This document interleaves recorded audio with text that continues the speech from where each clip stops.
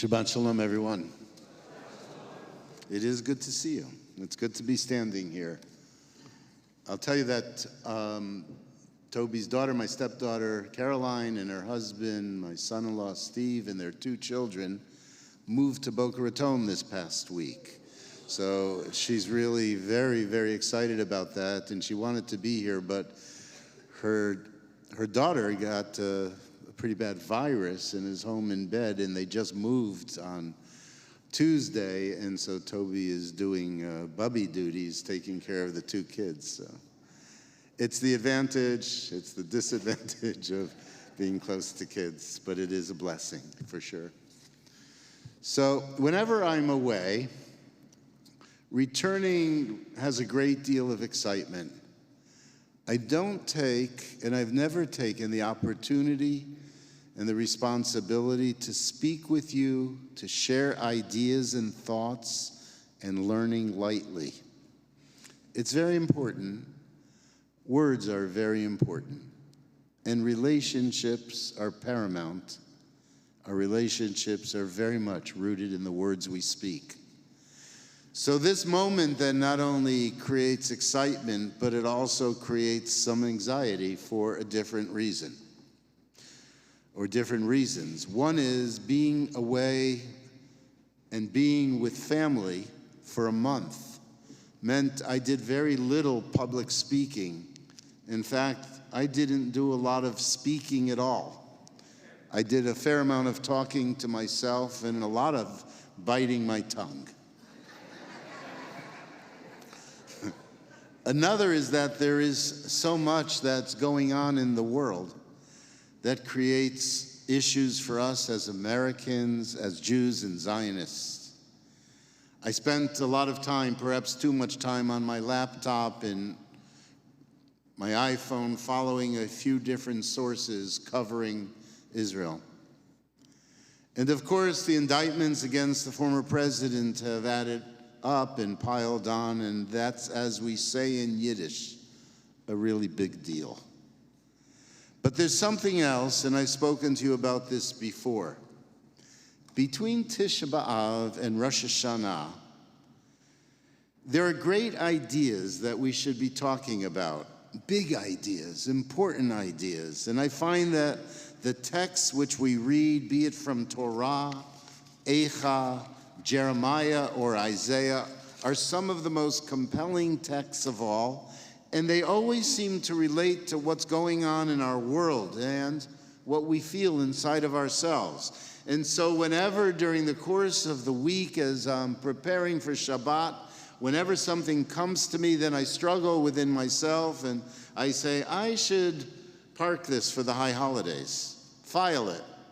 And so you can imagine the inner feeling of really wanting to talk about something and then finding something that you do speak about which may not be of quite the universal magnitude, as it were. But thankfully, we are part of a tradition that's always providing us with ideas. And the Torah is replete with teachings and understanding so that we can find new things and repeat things which are always very important in our understanding of what Judaism is all about, or what we think at the moment Judaism is about, and then what it's speaking to us at the moment. So we read from Parshat Eikev, as you know, and as you heard.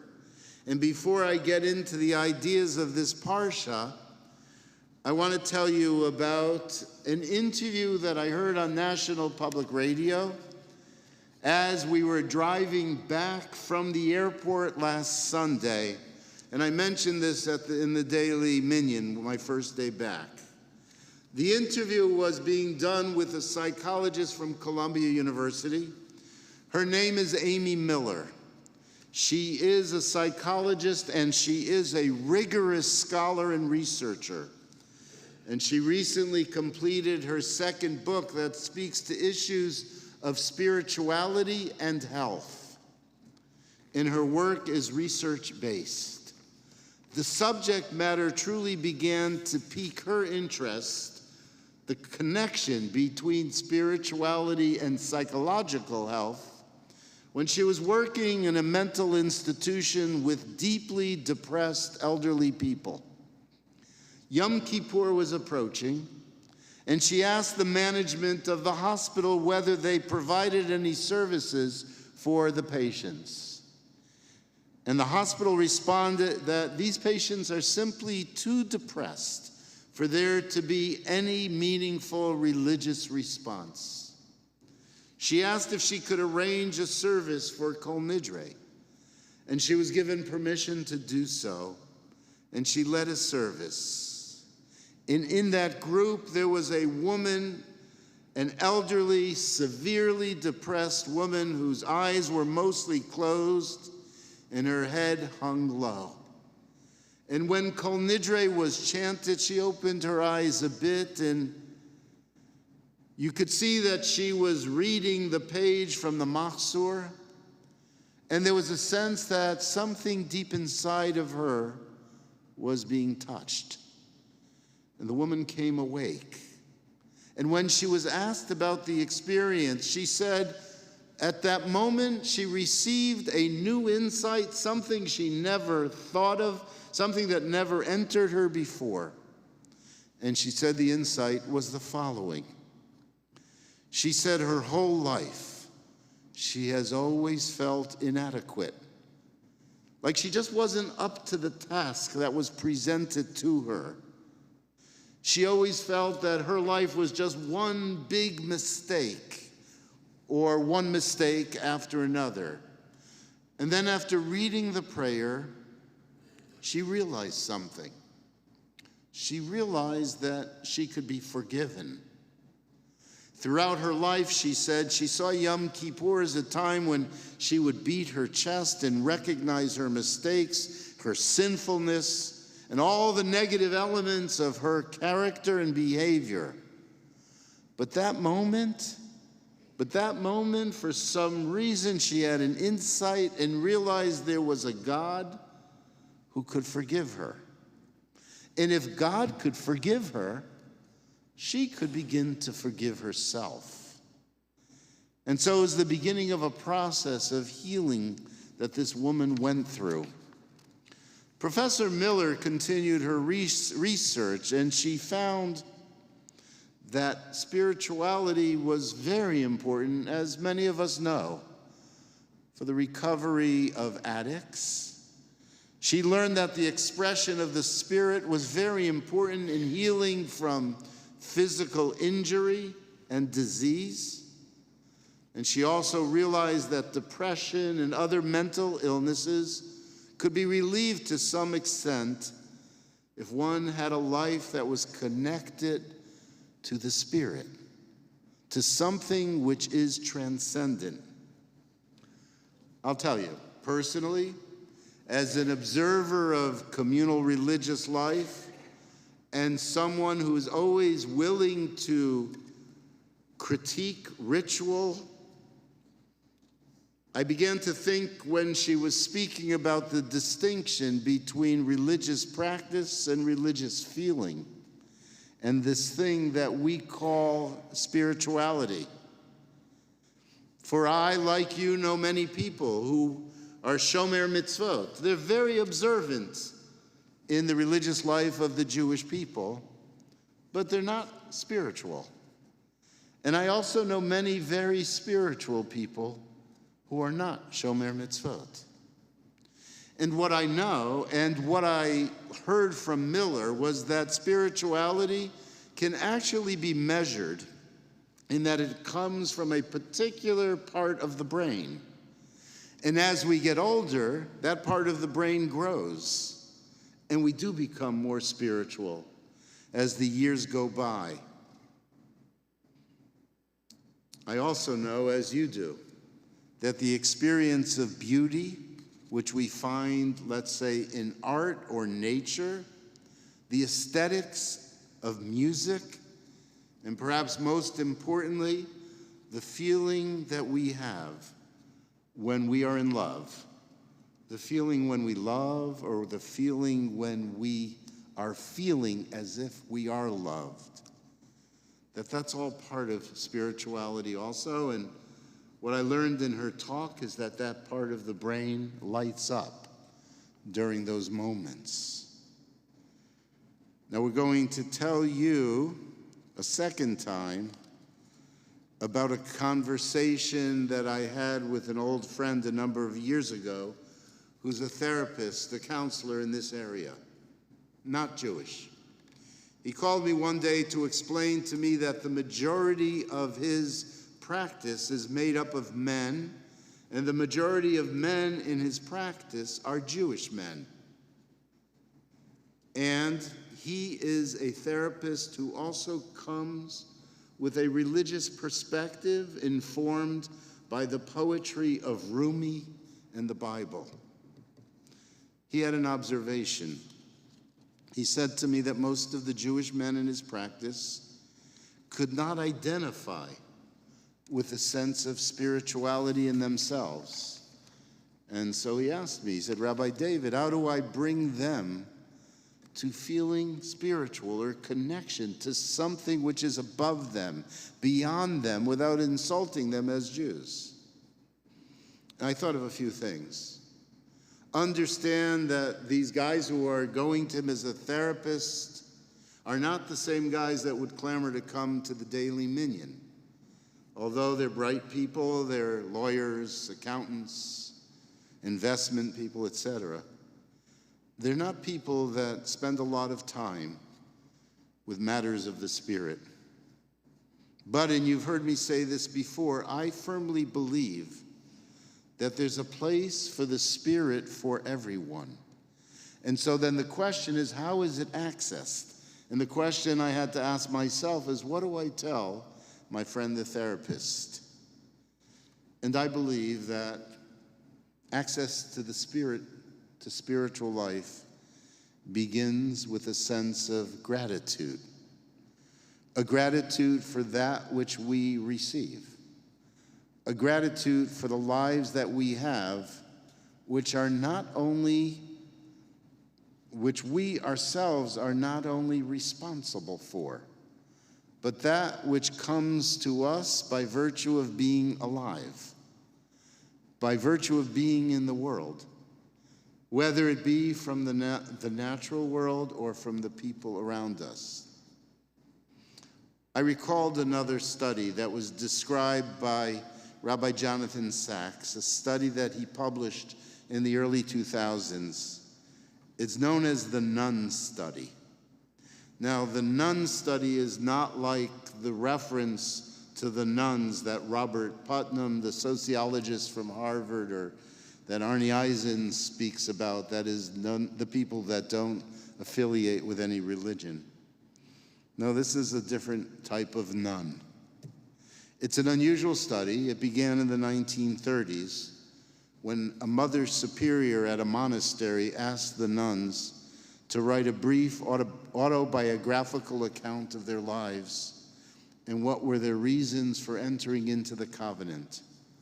And annually, the nuns were assessed of their state of spirit, mind, and health. They were to write personal narratives. And as you know, it was a great group to study longitudinally because these nuns lived the same lives. They go to bed at the same time, they wake up and meditate at the same time, they go back to sleep, they eat the same food, they eat the same meals, their behaviors are controlled, and they all do the same thing. So this was an ideal test for a group like this.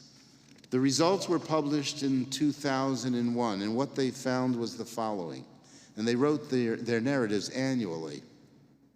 The more positive the emotional expressions of the individual nun were: contentment, gratitude, feeling happy, feeling love, loving and hoping, the more likely they were to be alive 60 years later.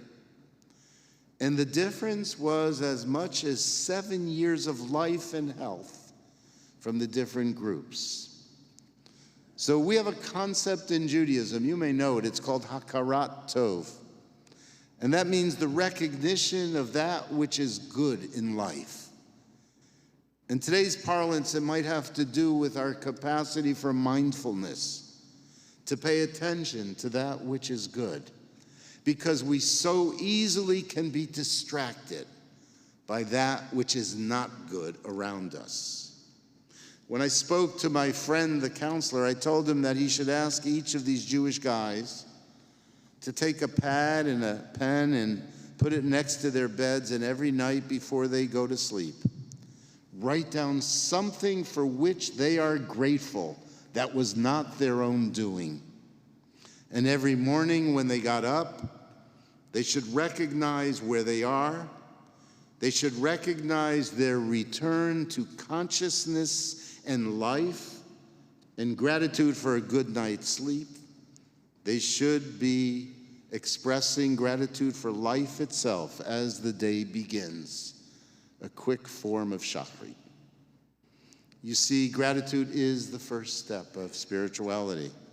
And being grateful means that you realize it's not all about you, that there are gifts we receive that come from someplace else. That means gratitude implies humility. And humility can create a sense of awe. Ma rabu ma'asecha Adonai, we say in Shachrit.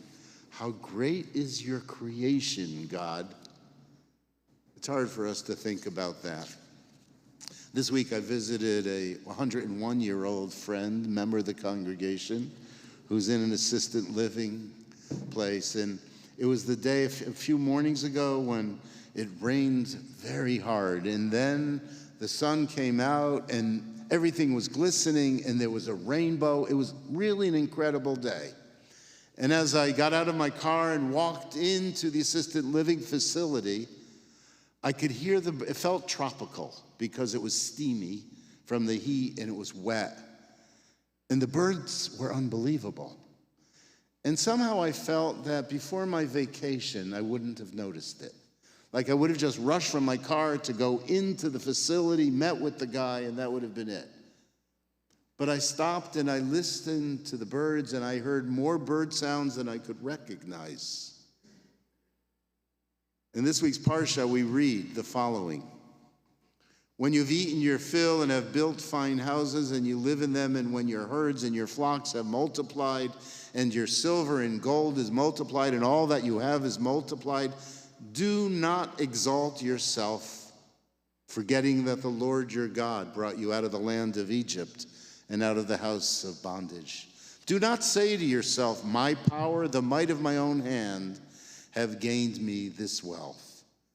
In these parshiot, these weeks during the time when we're reading from Dvarim, we see this central concern of God is that we will so easily think of ourselves as being the masters of our universe and the reason that we are blessed, where we are just simple players in something much larger. Moses tells the people the worst thing that can happen to them is that they'll forget where they come from and how good they have it. And then they'll forget about their Creator. So over the last month on my vacation, we lived in an Airbnb house in a wooded area in western Massachusetts. The woods were beautiful, lush, thick. Closer to the back of the house, close to the back of the house, were gardens and then a very, very thick forest. And in the gardens, there were wild perennials and planted flowers. And every morning going out on the porch, one could smell the smells of the forest and the unusual flowers and hear the birds, often loudly. And we saw so many different birds. It was pretty special to watch hummingbirds in the garden right next to us. Simple, but typically on a day during the course of the year, I don't have that kind of time, or at least I think I don't have that kind of time, and so my spirit is not open to it in the same way. Taking time and being mindful of the beauty that surrounds us gives us a very important perspective. It's so necessary for the life that's lived in the Spirit. It's obviously one of the great challenges of being in this technological age, and the amount of time that we're watching cable television or looking at our iPhones and our iPads, it takes away something from us. It takes away something really important that's a part of us. Add to that the realization we live in a wonderful community. It's a community where people show care for each other. And in the realization of the connection and human relationships, both in this community, but also in our marriages and our families, there's a spirit that can be felt. In our willingness to help others to reach out, we can also find something which is holy. And so, as I return and I consider all of this, it's very clear to me, with everything going on in the world, with our great fears and anxieties about our nation and about Israel, each one of us needs a balance that includes the expression of our hearts, yedid nefesh, attention to and the expression of our souls. Sometimes I'm concerned about the narcissism that I find in those who consistently speak a spiritual language, who consistently talk about finding something inside. But I know that there needs to be a balance created with that. Because at the same time, I know that we're not free to desist from our obligations to help make the world better. We're not free to remove ourselves from the obligations to work and to cry out against injustice. We're not free from our role as partners in God's beautiful creation. And that may be for another sermon. We don't just turn to God or the Spirit. As human beings, we understand we also have the agency to make things happen. But we need the perspective that can be gained from feeling gratitude, for being grateful for the beauty in the world, for the aesthetics that exists, for love. And that is very beautiful. So let me conclude with a little prayer. May all of us be able to breathe in, to take a moment and feel the blessing and the wonder, the awe and the beauty of something as simple as waking up in the morning, the sunrise, and feeling that there is a divine presence around us. It's inside of us and it's out there in the world.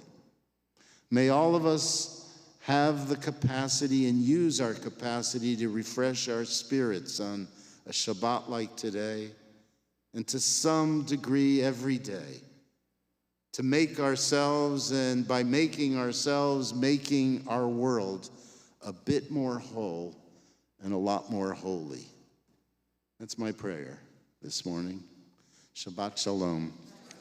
It is good to be back.